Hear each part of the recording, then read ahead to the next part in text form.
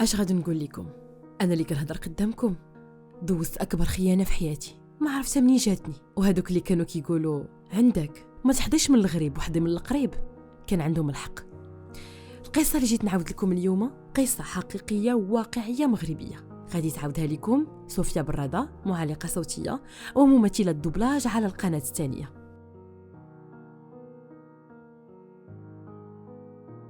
هو الصراحه ما عمري ما تخيلت ان الخيانه تجيني من اقرب الناس ليا. واش عرفتوا شنو هما اقرب الناس؟ اختك، بنتك، ماماك، 3 ديال الناس قراب ليك بزاف. هاي جاتني من اختي، والنهار اللي اكتشفت فيه الحقيقه تمنيت لو كنت ما كنشوفش، كون ربي خدا لي البصر، حيت بعض المرات بعض الحقائق كتحرق القلب وكتجرحه.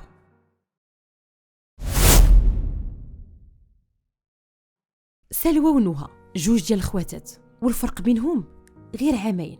بين صغرهم وهما ما كانوش كيتفارقوا، حيت فارق السن ما كانش كبير بيناتهم. كيقراو مع بعضياتهم، كيحلموا مع بعضياتهم، وحتى اسرارهم ما كانش كيعرفها شي واحد اخر من غيرهم. الاخرى كتعاود الاخرى، والاخرى كتعاود الاخرى. الا مات هادي تموت الاخرى، والا حيات هادي تحيا معها الاخرى. سلوى كانت هي الكبيره، هادئه ومسؤوله ورزينه، وكان عندها العقل من صغرها. ونهى كانت مرحه، كانت غير كتضحك، فرفوشه، ولكن كان عندها واحد الطموح كبير.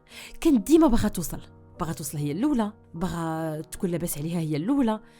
كان ديما عندها طموح. وملي كبروا دخلت معاهم الحياه. غادي نبداو بسلوى.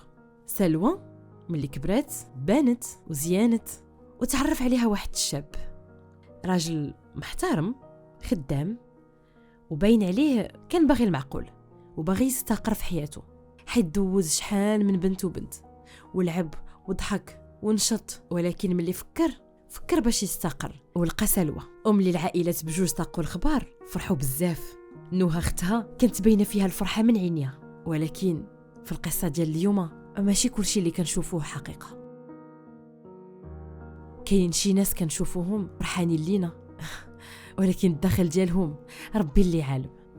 ومن بعد المده ديال التعارف سهل عليهم الله، داروا خطبه زوينه عرضوا فيها على الناس اللي قرب ليهم، وكل شيء كان غادي مزيان. نهى كانت كتوقف ليها على لي ديتاي، لبسي هادي، حيتي هادي، قدي هادي. مع كيف ما قلت لكم في الاول هي قويفزه، كتعرف احسن من اختها الكبيره. اختها الكبيره نقدروا نقولوا بنت نايف، باقنيه وغشيمه مع راسها. اختها نهى مشات كتستقبل الناس وداكشي، ملي جا يعني سلمت عليه واحد السلام ديالها انا، بغات تبين راسها باي طريقه، تسلم عليه، تنقز هنا وتجي هنا، بغيتي شي حاجه خويا نعطيك هادي، يعني كتهتم به اكثر من الناس اللي جاو معاه. وبطبيعه الحال سلوى ما لاحظت حتى شي حاجه. داز النهار ديال الخطبه ونهى جاها واحد المرض ديال الهوس، ولات فوق ما كتبغي تنعس كتفكر في خطيب اختها، كتبغي دير شي حاجه كتفكر فيه. حتى لواحد النهار جالسين كيفطروا ما عليهم ما بيهم. اختي سلوى كاع ما سولتك، اش خبر امين؟ لاباس عليه؟ لاباس الحمد لله، كيسلم عليك. يسلم عليه الخير، وقول لي خلاص يطلق راسو نديرو شي عراسيه ونشطحو ونردحو. مالكي تربانه صافي سخيتي بيا؟ لا ما سخيتش بيك، ولكن صافي سير اختي لدارك ودري لنا شي وليدات. فكرتيني في الدار، راه ان شاء الله انا وياه غادي نمشيو نشوفوا واحد الدار، وبغيتك تجي معانا. نجي معاكم؟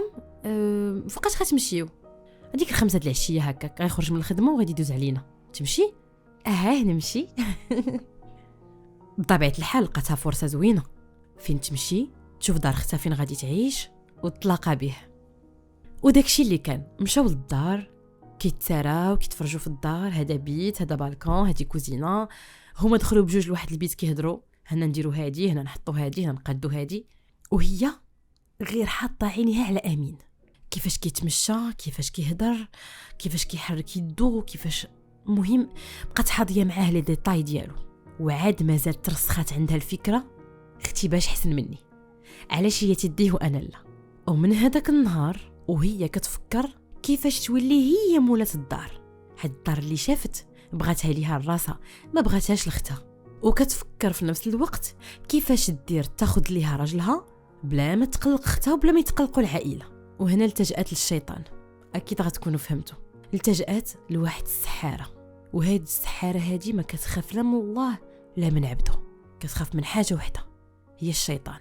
حيت هي وياه خوت وقارين مع بعضياتهم ومقاربين بزاف. وهاد الشيء علاش هادشي اللي غنقول في هاد القصه كنصحكم بلا ما تكملوا القصه، حيت هادشي اللي غادي يوقع لسلوى صعيب وما كيتقبلوش العقل. ايوا كيف ما قلت لكم مشات لهاد السحاره وعاودت ليها القصه بالديتاي. انا اختي ما زويناش بحالي وانا بغيت ناخذ ليها راجلها وهي باش حسن مني والهضره، وكتاكد انها ما بغات لا فلوس لا والو، بغات امين، ما بغاتش شي حاجه اخرى، ما بغاتش الدار، بغات تعيش مع امين. وهذا الشيء علاش داروا الطقوس ديالهم وكلفاتها باش تمشي تجيب شي حوايج ديالو وكيفاش غدير تجيب هاد الحوايج. وحيت هي كتعرف ان اختها نيه مشات ضحكات عليها بجوج الكلمات وخدات من عندها اللي بغات، خدات التقاشر ديالو، خدات شي حوايج خاصين بيه وخدات نمرته. والنمره كانت هي المهمه في هاد القصه كامله. انا غادي نقول لكم هاد السحاره هادي قاطعه يديها من يد الله. اشنو دارت ملي خدات النمره ديال امين؟ دارت خدمتها على ديك النمره وفرقاتها على بزاف ديال الشياطين. وهاد الشياطين هادو كانوا كل ليله كيعيطوا على امين، كل واحد وكان كيبدل صوته المراه، مره خايبه، مره مزيانه، مره صوتها رقيق، مره صوتها غليظ. وكل ليله كانوا كيبرزطوه في التليفون. هالي كتقول له كتعجبني، هالي كتقول له انا شفتك، هالي كتقول له راني قلبت على المرتك. وهذا الشيء كان كيطرا كل ليله حتى امين صافي طلع له الدم ومشى كيعاود هذا الشيء لسلوى، كيقول لها بلي راهني كل ليله كنشوف شي حوايج بالليل وكيعيطوا ليا شي بنات بالليل. وكان كيعاود ليها وكيقول لها ملي كتجيني لابيل كنحس براسي ماشي هو هذاك، كنحس بحال فيا التبوريشه، غير كيبدا يصوني التليفون كتجيني التبوريشه، وملي كنجاوب ما كنعرفش راسي مع من كنهضر. ويلي واش هادشي كيطرا لك كل ليله يا حبيبه؟ وبيني وبينك هادشي كيجيني مقصود من عند شي واحد قريب ليك، حيت البنات اللي كيهضروا معايا ديما كيجبدوك ليا وديما كيقولوا ليا اش بغيتي بيها، انا احسن منها، ونفس الجمل ونفس الهضره كيتعاودوا. ياك انتي ما كتعاودي اسرارنا لتا شي واحد؟ لا انت عارفني ما عندي لا صحابات لا والو، وما كنعاود حتى شي واحد من غير اختي. لا واختك هذيك راه عاديه، حتى انا هذيك كنعتبرها بحال اختي الصغيره. ايوا صافي نساي، غيكونوا هادو غير شي برهوشات خداو نمرتي من الطوموبيل، صافي نساي. وهنا سالت المحادثه ديالهم وهنا تسد الموضوع ما بيناتهم. وامين كان مازال كيستقبل نفس المكالمات. اش هادشي طاري، اش واقع؟ ايوا يا سيدي المكالمات ما حبسوش هنا، ولاو احلام. كان امين كيحلم كل ليله كيهضر مع نوها وكيدابز مع سلوى، كيدير شي حوايج مع نوها وكيضرب سلوى. يعني الاحلام ديالو كامله كانت مبنيه غير على سلوى ونوها. جات واحد الوقيته اللي كره سلوى.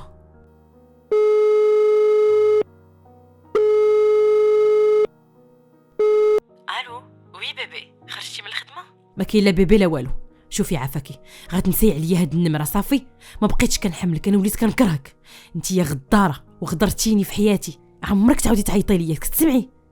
امين مالك اش واقع عليك؟ ما غاديش نشرح لك دابا، يلا قطعي وهاد النمره بلوكيها. امين بلاتي قطع على سلوى التليفون، ما فهمت والو، خدات الطاكسي ومشات لعندو كتجري، كتدق وتصوني في الباب، كيطلع عليها من العوينه وما بغاش يحليها حيت الداخل ديالو كرهها، ولات كتبان له غير نوها. رجعت سلوى مسكينه للدار وقلبها مقطع ومأزمه وكتفكر علاش دار ليها هاد الحاله، علاش ما بغاهاش، علاش قطع عليها التليفون، وعلاش قلب عليها هاد القلبه الخايبه. وكيف ما كتعرفوا كيف ما قلت لكم اختها هي صاحبتها، هي كل شيء. مشات لعندها للبيت وكتبكي، اشنو دار ليا، قطع عليا التليفون، وبدات مسكينه كتخوي عليها قلبها وكتبكي. الاخرى كتقول لها علاش دار معاك بحال هكا، حشومه عليه. صافي اختي حبيبه صافي انا غادي ندوي معاه، غير ما تبكيش. وصافا صاحبتي قلت لك ما تبكيش. غدرني، ضيعت معاه حياتي. سكتي يا صاحبتي ما تقوليش هكا، ما ضيعتي معاه حياتك لا والو. صافي دابا يجيب لك الله ولد الناس.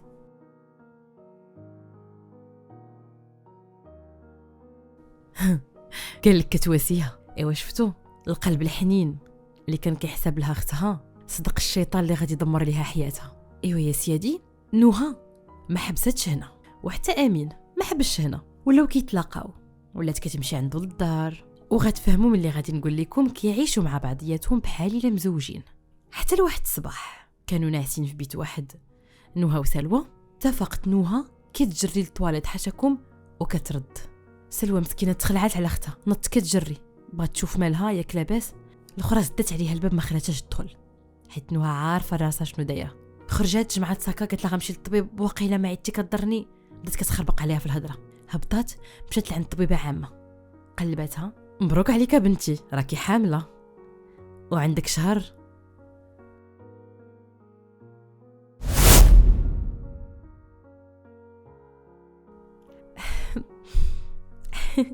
الله يبارك فيك، شكرا. كيحسب لكم غتصدم ولا غتقلق؟ لا لا، بالعكس كانت فرحانه حيت شدات في اللي بغات. ودابا الا ما شدوا سحور تشدوا حماله. ايوا اجيكم للصدمه الكبيره. والدين سلوى ونوها كانوا ناس كبار شويه في العمر، ولكن قاريين ومثقفين وفاهمين في الدنيا. حتى لواحد الليله يدخل عليهم نوها. بابا. مالك يا بنتي؟ اش واقع عليك؟ مالك يا بنتي مالك؟ ماما ضحك عليا ولد الحرام. شكون هذا؟ اويلي اش كتقول هادي؟ فاطمه اش كتقول بنتك؟ ضحك عليا امين. وفهمتهم وفهمت العائله باللي امين ضحك عليها، وباللي جابها للدار على اساس بغات تشوف شي حوايج، على اساس بغاو يديروا سوربريز لاختها حتى صدقات حامله منه. وباش ما يتفرشوش قدام العائله ناضوا زوجوهم. وسلوى نهار على نهار كانت كتمرض. والعجيب في الامر انها ملي سمعت هاد القصه وهاد الاخبار ما تحركت فيها حتى شي حاجه وما تاثراتش، حيت نوها عارفه راسها شنو كدير. ملي مشات باش تسحر الامين سحرات حتى لسلوى، وكانت كتوكلها كل ليله شي حاجه في دانون ديالها. فقدت الشغف، فقدت الحياه، فقدت صحتها، وفقدت الحب اللي كان في قلبها. ولات كتكره امين، ولات كتكره حياتها، كتكره خدمتها، ومسكينه بقات غاده وكتضعف. حتى لواحد النهار طاحت وداوها للسبيطار. الطبيب ما عرفش مالها، ولكن لقى مصارنها كلهم مقطعين، وقال لهم باللي هادي محال واش تعيش، وباللي خاصها تدخل دابا لي زورجونس. ما نكذبش عليكم، سلوى كانت في يد الله، ما عرفت راسها واش غتعيش ولا لا. وملي كانت نوها وامين كيمشيو يشوفوها، امين ما كان كيحس بحتى شي حاجه، كان كيشوفها وكيقول الله يشافيها، بحال عمر ما كانت بيناتهم شي حاجه. ونوها وصلات للهدف ديالها، ولكن يمهل ولا يهمل، ماتت سلوى. ماتت، وخلات موراها قصه خيانه وغدر موت. ولكن غير باش تعرفوا راه ما سالتش هكا.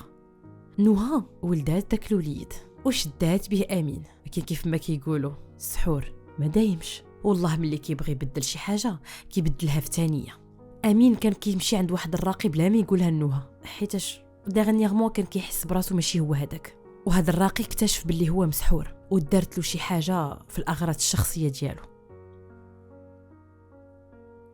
والحب لنوها بدا كيمشي حتى مشى في مره واحده، وبفضل الله سبحانه وتعالى والقران والرقيه الشرعيه اكتشف كل شيء وعرف الحقيقه ديال نوها. وحيت كان خايف على راسو، كان خايف على وليداتو، ما قال ليها والو، ولكن بدا كيتعامل معاها بحال شي واحد براني، وكذب عليها. قال لها باللي هو مريض، وباللي مشى للطبيب، وباللي قال ليه انت مريض بشي حاجه صعيبه وخاصك تمشي تسافر تعالج على برا. سافر ومشى عاش في كندا وما عاودش رجع عندها. ولكن كانت كتبقى فيه بنته، مي كان كيقول مع راسو اللهم تعيش بعيده عليا ولا نعيش مسحور حياتي كامله.